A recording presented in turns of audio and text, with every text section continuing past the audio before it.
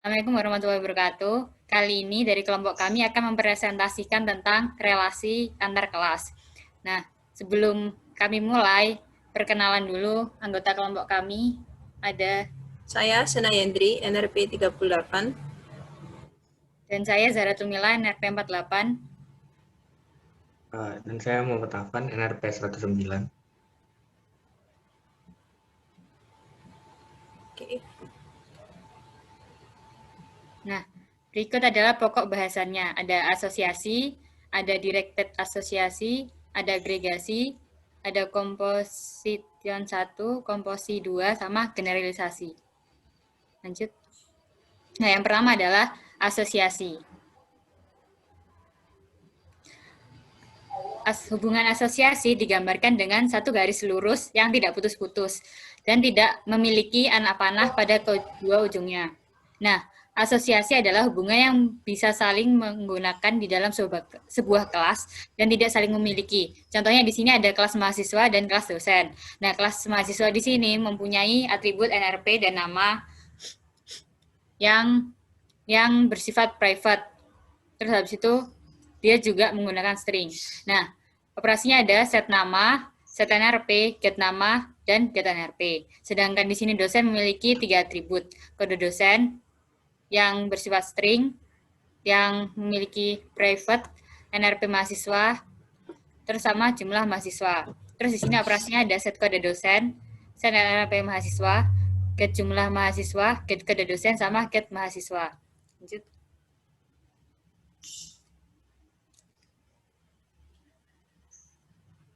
Nah, di sini contohnya ada yang kelas mahasiswa. Nah, di sini kelas mahasiswa ada yang tadi bisa set nama, set NRP, string get NRP, string get nama, dan mempunyai atribut private NRP dan private string nama. Next. Nah, dosen tadi sama kayak yang udah disebutin sebelumnya, ada mempunyai private string kode dosen, string NRP mahasiswa, private integer jumlah mahasiswa, dan ada set kode dosen. Ini kita bisa mengeset kode dosennya, bisa mengeset NRP mahasiswa juga. Kemudian bisa mengambil jumlah mahasiswa dan bisa mengambil kode dosen dan get mahasiswa. Lanjut. Nah, karena tadi kan bersifat asosiasi, maka kalau misalnya berdiri sendiri itu tidak masalah. Misalnya kelas mahasiswa. Di sini kalau misalnya kelas mahasiswa yang berdiri sendiri tidak menggunakan kelas dosen, itu tetap bisa di-execute. Misalnya ini mahasiswa, new mahasiswa, set NRP, set nama. Terus habis itu keluarnya juga get NRP, NRP mahasiswa, dan NRP nama mahasiswa. Karena sifatnya asosiasi, jadi tidak bergantung penuh kepada kelas yang lainnya. Nah, ini buat kelas mahasiswanya, seperti yang tadi sudah dijabarkan. Di kelasnya ada 2 atribut private, yaitu NRP dan nama, yang berupa string. Terus kemudian ada set nama, yaitu parameternya string nama, set NRP, parameternya string NRP, kemudian string get NRP, sama string get nama. Terus habis itu kemudian yang dosen, parameternya ada private string kode dosen, private string NRP mahasiswa, private integer jumlah mahasiswa. Ada set kode dosen, set NRP mahasiswa, integer get jumlah mahasiswa, string get kode dosen. Ini operatornya semuanya public. Nah, kemudian kita coba tes. Karena ini bersifat asosiasi, makanya dia kalau misalnya satu kelas yang nggak ada, nggak apa-apa. Misalnya ini yang nggak ada dosen. Jadi kita cuman ngompel si mahasiswa, set NRP, set nama. Terus get NRP, get nama, terus dikompel. Nah, ini hasilnya muncul, tidak ada error. Karena dia tidak terlalu bergantung. Tapi dia bisa menggunakan kelas yang lain. Terus lanjut. Kemudian ini ada yang directed asosiasi. Nah, ini bedanya sama yang tadi. Tadi kan asosiasi nggak punya arah. Sekarang asosiasinya punya arah. Yaitu hubungan asosiasi terarah adalah asosiasi yang dinavigasi mempunyai arah dan di mana kontrol mengalir mengalir dari satu kelas ke kelas lainnya. Dalam contoh di sini adalah dari kelas provider menuju kelas klien. Jadi di provider ada 3 operator publik, yaitu service A, service B, service C, semua bersifat void. Kemudian ada kelas klien, mempunyai atribut helper, bersifat private, dan empat operasi, yaitu klien, metode 1, metode 2, dan metode 3.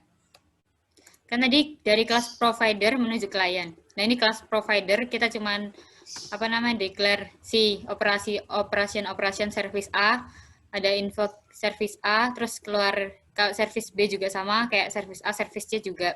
Terus kemudian di klien kita buat atribut private dari kelas provider namanya helper.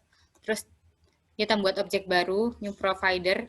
Terus habis itu di metode 1, metode 2, metode 3 kita manggil si helper yang tadi dari kelas provider tadi. Kemudian juga metode 1 juga ngeluarin invoking metode 1, metode 2 juga, metode 3 juga. Nah, kemudian kita tes. Nah, di sini kita membuat objek baru new provider, new client, terus masukin provider, new client, 3 masukin si objek providernya. Nah, terus habis itu kita ngeprint CI1 berarti tadi ini, kelas ini, klien ini, terus CI2 yang kelas yang ini, yang CI3 yang ini. Metode 321, terus di run. Nah, ini akhirnya ini keluar tadi. Kan service B, C, service A, B, ini kan semuanya dari kelas provider, tapi juga bisa dipanggil di si klien. Selanjutnya adalah tentang agregasi yang ketiga, yaitu kepemilikan terhadap instans. Di sini contohnya adalah sebuah contoh kasus antara jurusan dan mahasiswa. Jadi agregasi sebenarnya bisa diartikan sama seperti asosiasi, tapi terdapat relasi kepemilikan terhadap suatu instansnya, dia disebut sebagai has a relation. Nah, dalam contoh ini, hubungan pemilikan itu adalah hubungan antara jurusan dan mahasiswa, di mana jurusan dapat memuat beberapa instans mahasiswa. Jadi jurusan dapat memiliki beberapa mahasiswa, satu atau beberapa mahasiswa. Nah, pada relasi agregasi di kelas diagramnya itu, maka kelas induk adalah kelas yang ditempeli oleh diamond kosong atau putih. Dan di sini bisa dilihat relasinya berarti jurusan merupakan kelas induk dari kelas mahasiswa. Dan di sini relasinya adalah one to many, di mana satu jurusan bisa memiliki 0 atribut seperti yang di kelas diagramnya ini. Jadi ada kode tipe string, nama bertipe string, daftar mahasiswa itu berupa suatu array atau vektor, yang di dalamnya adalah data mahasiswa, kemudian jumlah mahasiswa yang bertipe integer. Mengenai fungsinya sendiri atau operationnya ada 2, yaitu add mahasiswa untuk menambahkan mahasiswa baru, dan return value-nya adalah void, serta display data, di mana return value-nya juga void, dengan visibility-nya public. Seperti yang di codingan juga sama. Kemudian di sini ada juga kelas mahasiswa, di mana kelas mahasiswa ini memiliki ada 2 atribut dan 4 operation. 2 atribut yaitu harusnya NRP dan nama. Kemudian di sini ada set NRP, set nama, get NRP, dan get nama, di mana tipe datanya sesuai yang dapat dilihat. Kemudian disinilah terlihat ada fungsi agregasinya. Jadi pada saat kita di dalam kelas jurusan itu ada atributnya, di mana tipe datanya itu menggunakan mahasiswa, jadi kelas mahasiswa di sini. Nah, di sini kita juga mempunyai fungsi agregasi, yaitu fungsi add mahasiswa, di mana dengan fungsi ini kita dapat memunculkan hubungan agregasi itu. Jadi karena adanya fungsi ini, ketika dipanggil maka menunjukkan bahwa suatu jurusan itu ada kepemilikan terhadap mahasiswanya. Jadi misalkan di fungsi main-nya kita buat ada satu jurusan, yaitu suatu objek baru jurusan IF Informatika. Kemudian kita menginstansiasi juga ada 3 mahasiswa. Di sini ada M1, M2, dan M3, di mana mereka masing-masing memiliki NRP dan nama. Kemudian di sinilah, ini adalah gimana kita menggabungkan mereka memiliki hubungan agregasi. Jadi untuk jurusan ini C, kita add mahasiswa M1, M2, dan M3. Di sini adalah layaknya hubungan agregasinya. Kemudian misalkan kita cetak display datanya, maka akan muncul sesuai yang kita gabungkan tadi, sesuai mahasiswa 1, 2, dan 3 dimasukkan ke jurusannya. Dan jika misalkan mahasiswanya kita ubah namanya, tapi kita tidak mengutak-atik jurusannya, hanya mahasiswa yang kita ubah, maka otomatis ketika kita display juga jurusannya, maka namanya juga akan berubah. Di sini karena jurusan tuh, jadi dia ada kepemilikan terhadap mahasiswa. Jadi misalkan mahasiswanya berubah, maka dia akan menyesuaikan juga. Tapi mahasiswa di sini dapat berdiri sendiri juga. Nah, itu yang membedakan dengan relasi komposisi yang berikutnya akan dibahas. Jadi di sini itu misalkan objek instance dari jurusan dihapus, maka objek instance dari mahasiswa akan tetap ada, karena mereka direlasikannya di luar objek masing-masing, yaitu dengan ada fungsi baru, yaitu add mahasiswa. Nah, ini seperti yang tadi dijelaskan, jadi objek tersebut dihubungkan dengan fungsi agregasi add mahasiswa, seperti itu. Jadi mereka direlasikan setelah masing-masing sudah sama-sama telah diinisiasi, seperti itu. Untuk demonya,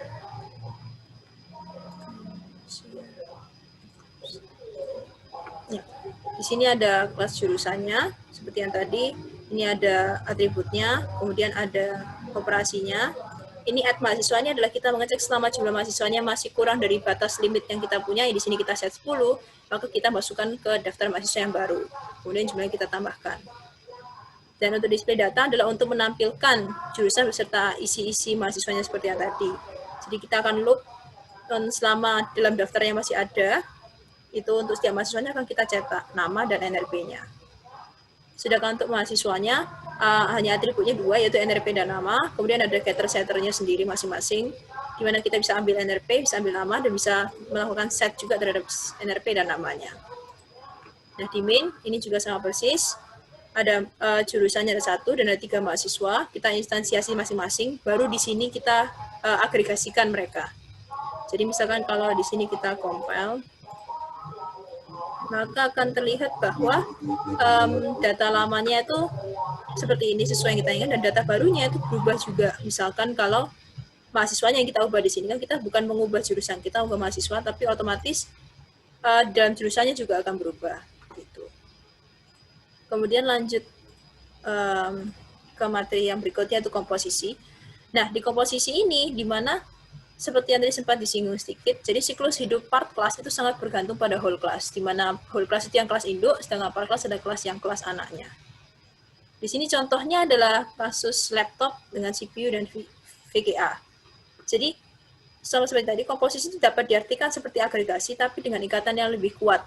Jadi, siklus hidupnya sangat bergantung. Dalam contoh ini, komposisinya digambarkan dengan kelas laptop sebagai kelas induk, dan kelas CPU dan VGA sebagai kelas anak, atau yang part class. Di sini relasi komposisi itu selalu di kelas diagramnya adalah kelas induk yang ditempeli oleh diamond, tapi penuh di sini, warna hitam. Jadi kalau yang tadi kosong, ya ini penuh.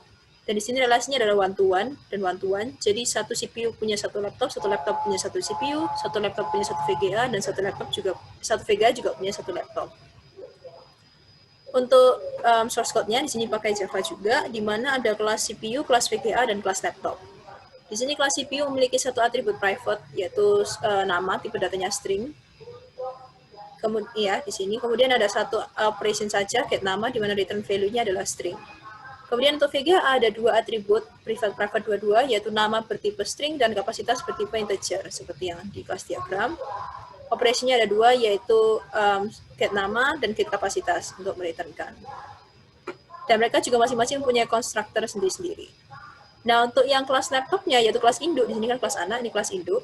Untuk kelas laptopnya yang merupakan kelas induk, dia mempunyai ada 4 atribut yang private semua, yaitu merek, tipe, string, kemudian yang CPU dan VGA yang tipe datanya adalah CPU dan VGA. Dimana ini adalah kelas yang tadi sudah kita deklarasikan.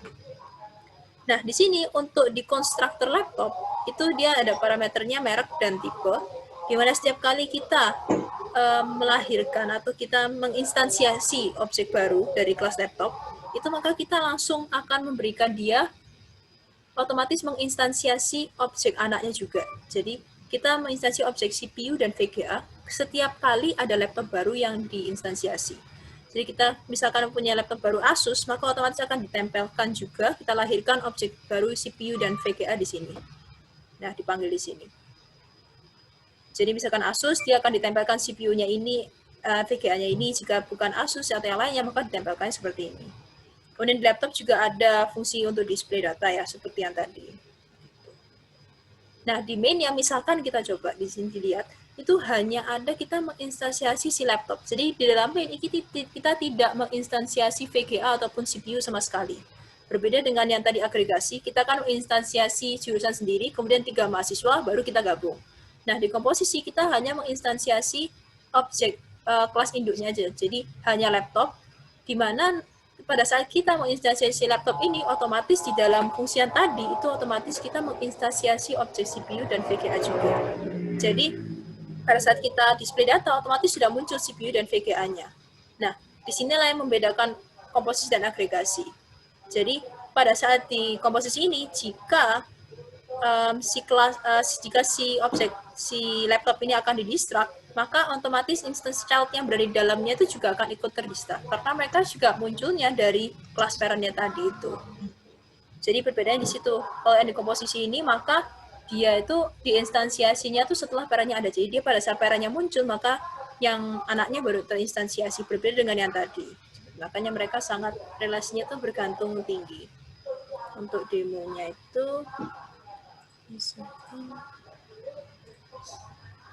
ya. Jadi untuk demonya, untuk itu ada demonya ada CPU, VGA, dan laptop, serta ada mainnya. Di CPU seperti yang tadi, hanya ada atributnya, kemudian operation get sama konstruktornya, VGA juga sama. Nah, di laptop ini, ini bagian di mana adanya komposisi. Jadi setiap kali kita menginstansiasi laptop baru, maka otomatis dia akan memanggil atau menginstansiasi kelas objek anaknya, yaitu CPU dan VGA. Jadi misalkan di main, kita coba run, kita hanya menginstansi laptop baru, otomatis akan muncul menginstansi CPU dan VGA juga, tapi di dalam laptop tadi. Seperti itu perbedaannya.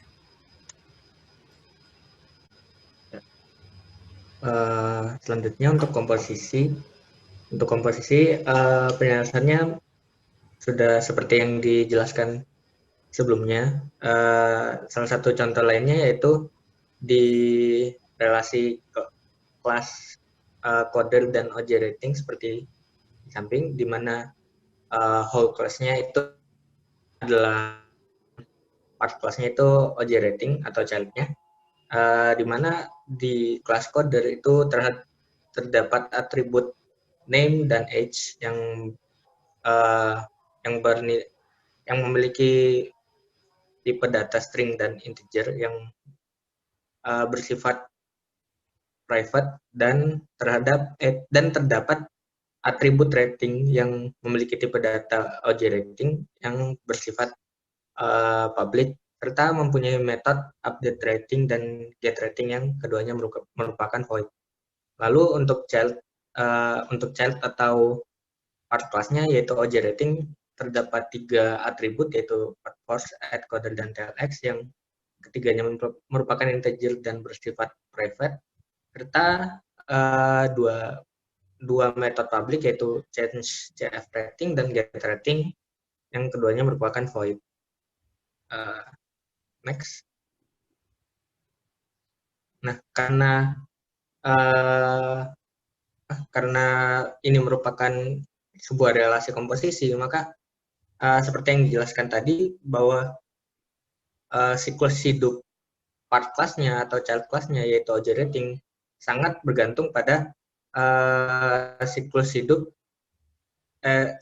dari whole class-nya yaitu coder. Bisa dilihat dari instansiasi kelas coder yang memiliki yang juga memanggil instansiasi object rating untuk menginstansiasi objek rating yang menjadi salah satu atribut di kelas ini. Jadi setiap seperti di kelas sebelumnya, setiap instansiasi kelas coder pasti akan secara otomatis juga menginstansiasi sebuah objek rating, di mana objek tersebut menjadi objek bawaan dari objek kelas coder. Next. Seperti contoh penggunaannya, kita menginstansiasi coder dengan parameter seperti berikut. Terus kita melakukan update rating, lalu memanggil metode get rating, dan hasilnya seperti samping. Untuk demonya seperti yang di screenshot tadi dengan codingan seperti ini. Jadi bisa dilihat kalau misalnya objek rating yang terhubung dengan objek coder itu sangat bergantung pada objek coder tersebut. Karena bisa dilihat kalau misalnya kita tidak bisa kita tidak bisa memisahkan objek rating dengan objek coder tersebut. Dan misalnya kita menghapus atau mendistrak objek coder, maka objek rating yang berada di dalam objek coder tersebut akan ikutan terhapus. Seperti itu. Makanya relasi ini dinamakan sebagai relasi komposisi.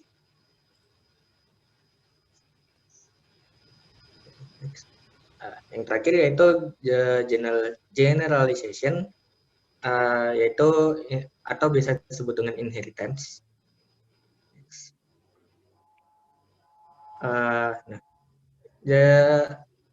Untuk relasi generalization ini sedikit berbeda dari relasi-relasi yang sudah dijelaskan sebelumnya. Untuk relasi ini, dua kelas itu relasi ini bisa disebut sebagai relasi is A, atau kelas yang menjadi childnya itu mewarisi semua metode dan atribut dari kelas dari parent-nya selama metode dan atribut tersebut bersifat private atau protected. Nah, seperti yang di diagram di samping, kalau bisa dilihat kalau kelas parent-nya itu kelas sec dengan atribut dt, array of integer, dan sebuah metode ins dengan parameter k sebagai integer dan bertipe sebagai void. Nah, metode dan atribut ini itu akan diturunkan ke kelas anak-anaknya, yaitu sumsec dan maxsec. Nah, jadi semua metode dan atribut tersebut dimiliki oleh kelas anak-anaknya tersebut. Tapi untuk kelas anak-anaknya juga memiliki metode tersendiri. Nah, metode tersebut tidak serta-merta dimiliki oleh parent-nya. Jadi semua yang dimiliki parent-nya pasti dimiliki oleh child-nya, tapi semua yang dimiliki child-nya belum tentu ada di parent-nya. Itu untuk hubungan generalization. Terus ya, bisa dilihat di sini dari codingannya, seperti yang dikatakan tadi, kelas sec itu mempunyai sebuah atribut dt. Nah, atribut tersebut dapat diakses oleh anak-anaknya yang merupakan maxsec dan sumsec. Seperti itu. Untuk demonya.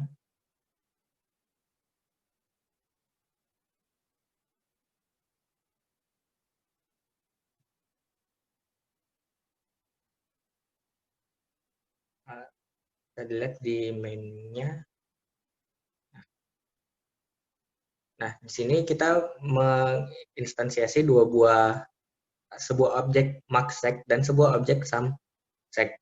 Nah, dari kedua objek ini memakai metode yang merupakan metode turunan dari kelas parent-nya, yaitu metode ins. Nah, terus kelas-kelas tersebut bisa memakai objek-objek tersebut bisa memakai metode yang merupakan metode dari kelas mereka tersendiri. Itu seperti find max pada B dan find sum pada C. Untuk hasil run-nya bisa dilihat di samping. Nah, terus tetapi jika kita menambahkan pengaksesan atribut dt, salah satu itu kita tidak bisa melakukannya karena atribut dt tadi bersifat protected dan hanya bisa diakses di dalam kelas turunannya. Karena ini sudah berada di kelas yang berbeda, maka atribut tersebut tidak bisa diakses. Oke. Ya, sekian dari generalization. Dan ya, sekian juga presentasi dari kelompok kami. Lebih dan kurangnya mohon dimaafkan. Assalamualaikum warahmatullahi wabarakatuh. Terima kasih.